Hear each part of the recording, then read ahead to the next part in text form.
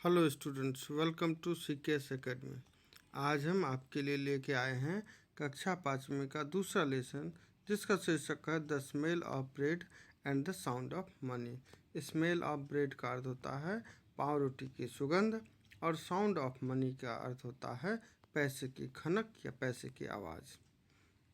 यहाँ पे एक वार्मर दिया गया है जिसमें कि कुछ प्रश्न है। चलिए पहले उस प्रश्नों को हम देख लेते हैं।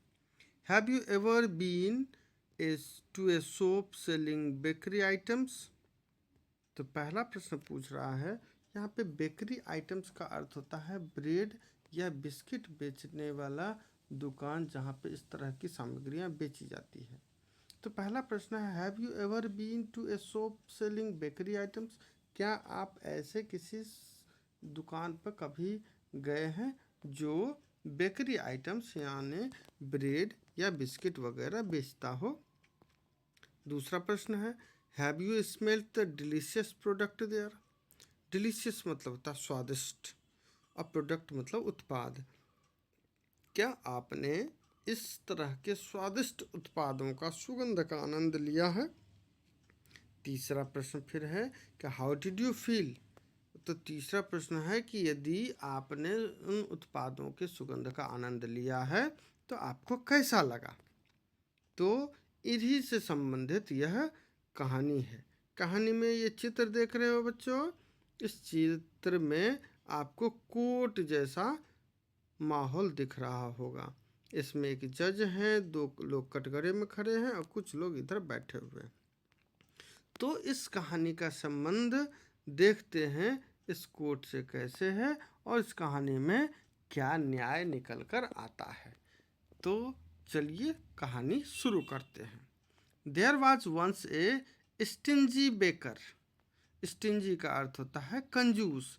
एक बार एक कंजूस बेकर यानी कि पाव रोटी बनाने वाला हुआ करता था।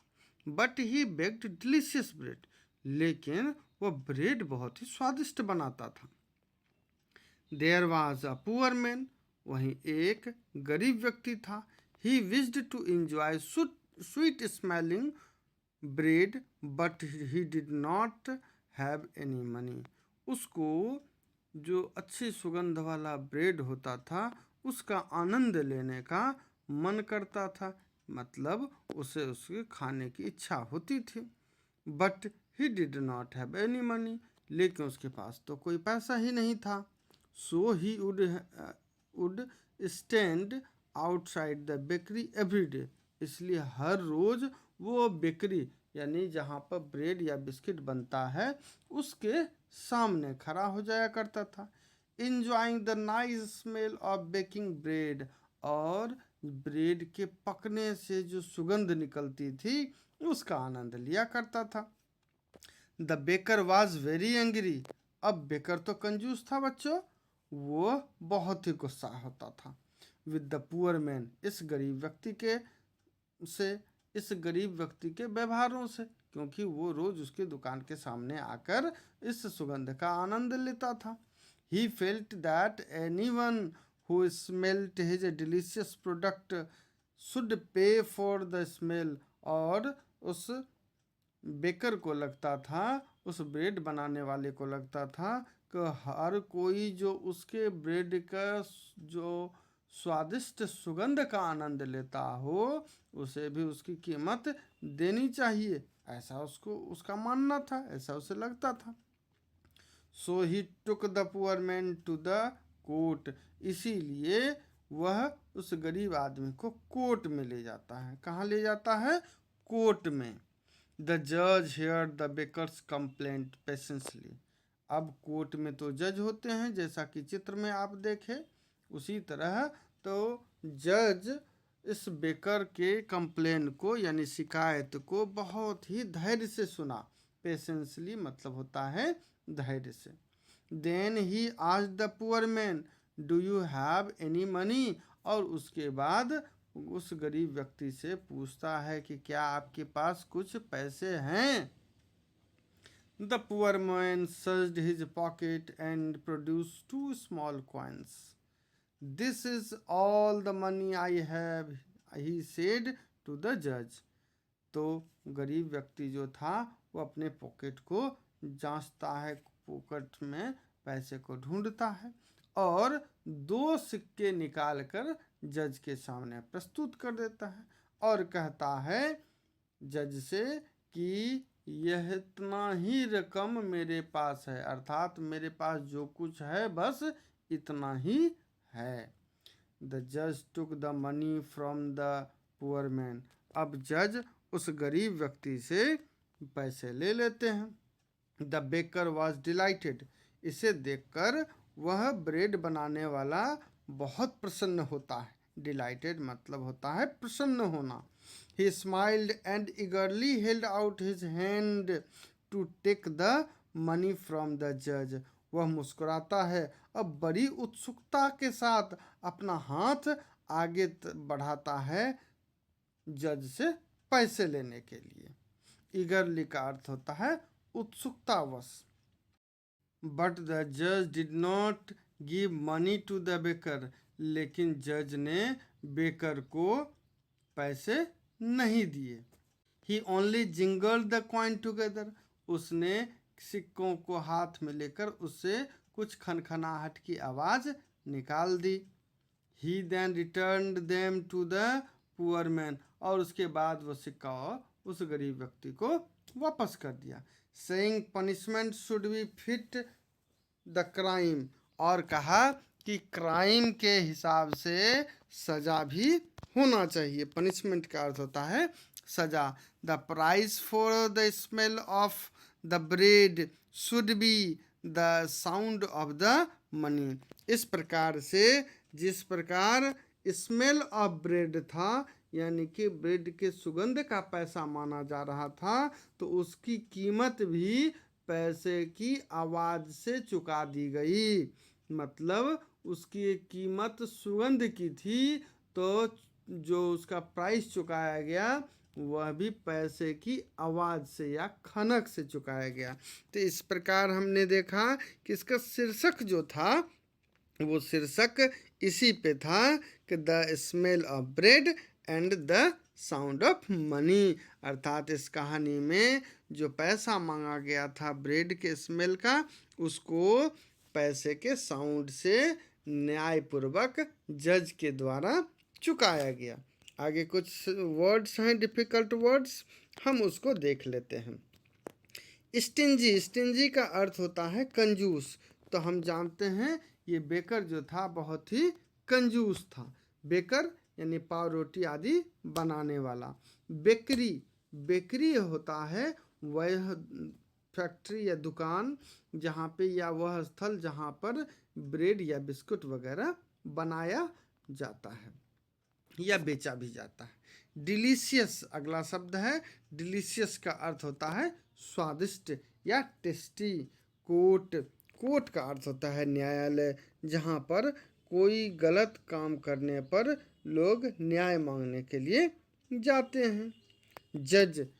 कोर्ट में जो मुख्य व्यक्ति बैठता है न्याय करने के लिए, उसको न्यायाधीश कहते हैं। अंग्रेजी में उसे ही जज कहते हैं। कंप्लेंट का अर्थ होता है शिकायत। तो यहाँ पे बेकर ने पुअर मैन के लिए कोर्ट में जाकर शिकायत किया था। पेशेंसली का अर्थ होता है धैर्यपूर्वक, शांति से। और जिंगल्स का मतलब होता है खनखनाहट की आवाज़। जैसा कि जज ने इस कहानी में पैसे को हाथ में लेकर उसको जिंगल कर दिया, यानी उससे खनखनाहट की आवाज़ निकाल दी और ये आवाज़ उस बेकर को सुनाकर उसे कहा कि लो तुम्हारी कीमत चुकता हो गई। चलिए इसके नीचे कुछ और प्रश्न हैं तो उसे भी देख लेते हैं। What did the poor man enjoy every day? कि पुअर मैन रोज किस चीज़ का मज़ा लेता था? तो इसका उत्तर होगा the poor man enjoyed the smell of bread every day. Poor man पाव रोटी के सुगंध का मज़ा रोज लिया करता था। What did the judge ask the poor man to do? जज ने उस गरीब व्यक्ति से क्या करने को कहा? तो इसका उत्तर होगा द जज asked for the poor man to give some money. तो जज ने गरीब व्यक्ति से कुछ पैसे मांगे, कुछ सिक्के मांगे। How much money did the poor man have. तो पुअर मैन के पास कितने पैसे थे? तो इसका सही जवाब होगा the poor man had 2 coins. उसके पास 2 सिक्के थे। व्हाट डिड द जज डू विद द कॉइन। जज उस कॉइन को लेके क्या करता है? तो द जज जिंगल्ड विद द कॉइन, यानी कि उस कॉइन को लेके जिंगल करता है, यानी कि उससे आवाज निकालने की कोशिश करता है। चलिए बच्चे, नीचे कुछ ट्रू और फॉल्स दिया हुआ है। ट्रू का अर्थ होता है सत्य, फॉल्स मतलब असत्य। चलिए इसे भी जान लेते हैं। तो पहला है the baker was a generous man. Generous का अर्थ होता है उदार। तो बेकर उदार व्यक्ति था? नहीं बच्चों, बेकर तो स्टिंजी था, यानी कंजूस था। इसीलिए स्टेटमेंट फॉल्स हो गया, ये गलत है। दूसरा देखते हैं, the baker was angry with the poor man. क्या बेकर गरीब व्यक्ति के साथ गुस्सा था? हाँ बच्चों, ये बिल्कुल सही है, बेकर गरीब व्यक्ति के साथ गुस्सा था। तो ये ट्रू है।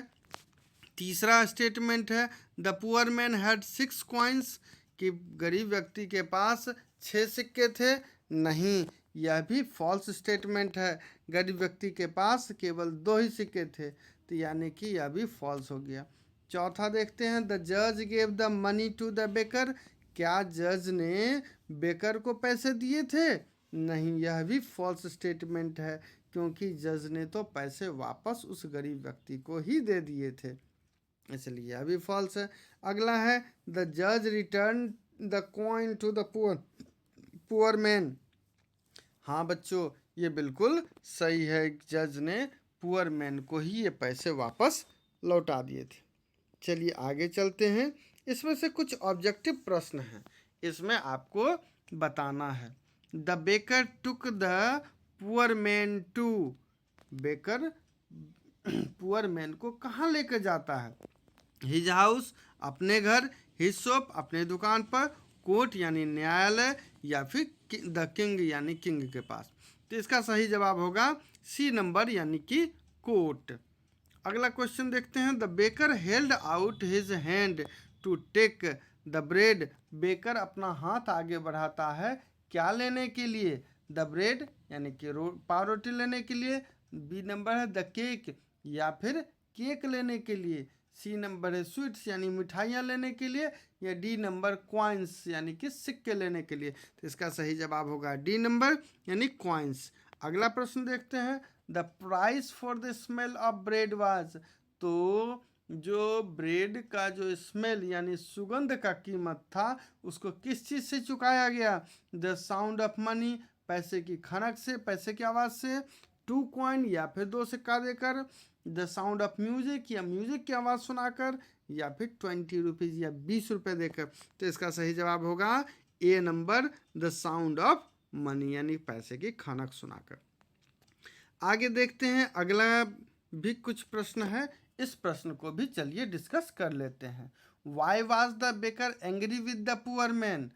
बेकर गरीब व्यक्ति के साथ क्यों गुस्सा था? तो इसका सही जवाब होगा the baker was angry with the poor man because the poor man used to stand outside his bakery every day to enjoy the sweet smell of the bread. तो इसका सही जवाब होगा कि बेकर जो गरीब व्यक्ति से गुस्सा था, वो इसलिए क्योंकि वह गरीब व्यक्ति रोज उसके दुकान के सामने आकर उसके स्वादिष्ट ब्रेड के सुगंध का मजा लिया करता था। अगला प्रश्न है, व्हाट डिड द जज jingle the coin, why did the जज जिंगल द कॉइन टुगेदर। कि जज ने दोनों कॉइन को एक साथ रखकर जिंगल यानी कि कुछ साउंड निकालना क्यों कोशिश किया? कुछ साउंड निकालने का जो कोशिश किया, वो ऐसा क्यों किया? द जज jingle the coin together and passed a judgement. तो क्यों किया था? तो इसका जवाब है कि जज ने कॉइन को लेके जिंगल किया। द जज जिंगल द कॉइन टुगेदर, जज ने दोनों सिक्के के साथ रखकर उससे कुछ आवाजें निकाली। क्यों?